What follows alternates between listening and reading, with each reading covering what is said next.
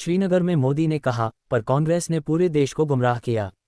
PM ने शिवरात्रि रमजान की शुभकामनाएं दी, कई प्रोजेक्ट का शिलान्यास उद्घाटन किया। भाषा श्रीनगर। पीएम नरेंद्र मोदी ने गुरुवार को श्रीनगर में रैली की। उन्होंने विकसित भारत, विकसित जम्मू कश्मीर कार्यक्रम के तहत करोड़ों रुपये की विभिन्न विकास परियोजनाओं का उद्घाटन और शिलान्यास भी किया।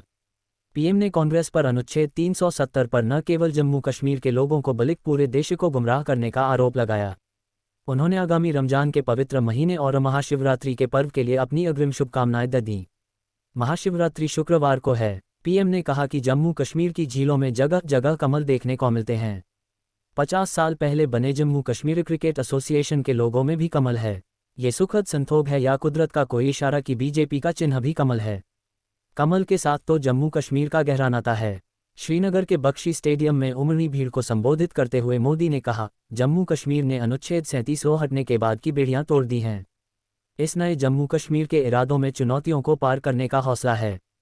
करीब 5,000 करोड़ रुपए का समग्र कृषि विकास कार्यक्रम राष्ट्र को समर्पित करने के बाद पीएम ने कहा कि वह श्रीनगर के लोगों के बीच आकर बहुत आर्टिकल -370 कश्मीर को देश का मुकुट बताते हुए पीएम कहा कि विकसित जम्मू कश्मीर के निर्माण का रास्ता पर्यटन संभावनाओं और किसानों के सशक्तिकरण से निकलेगा।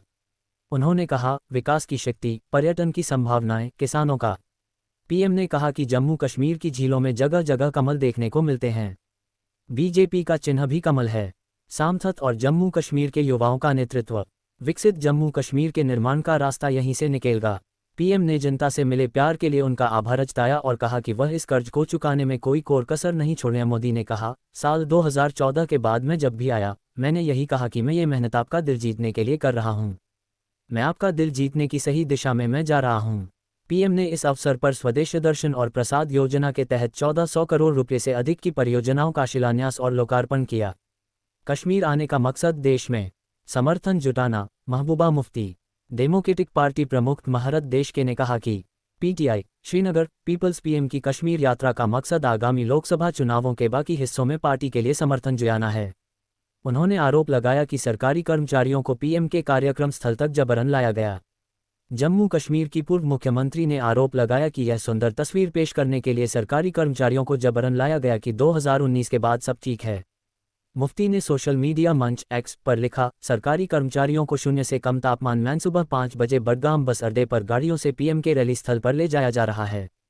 कश्मीरी युवक के साथ ली सेल्फी। कश्मीरी युवा नाजिम नजीर के लिए गुरुवार को सपने सच होने जैसा पल था। पीएम नरेंद्र मोदी ने न केवल उनके साथ एक सेल्फी ली, बल्कि उन्हें अपना दोस्त भी कहा। नाजिम ने एक सफल मधुमक्खी पालन यूनिट स्थापित की हुई है। वह उन युवाओं में से एक थे जिन्हें बख्शी स्टेडियम बाद उनके साथ बातचीत करने का मौका मिला था। पीएम ने बाद में नाजिम के साथ ली गई सेल्फी को एक्स पर पोस्ट किया। पीएम ने पोस्ट में कहा, मेरे दोस्त तंजीर के साथ एक यादगार सेल्फी। मैं उनके अच्छे काम से बेदूर या जनसभा के बाद एक सेल्फी का अनुरोध किया और मुझे उनसे मिलकर खुशी हुई। उनके भविष्य के प्रयासों के लिए मेरी शुभकामनाएं। पुलवामा जिले के युवा लड़के के कोशिशों की सराहना करते हुए पीएम ने कहा कि वह मधुमक्खी पालन से क्षेत्र में मीठी क्रांति लाए है।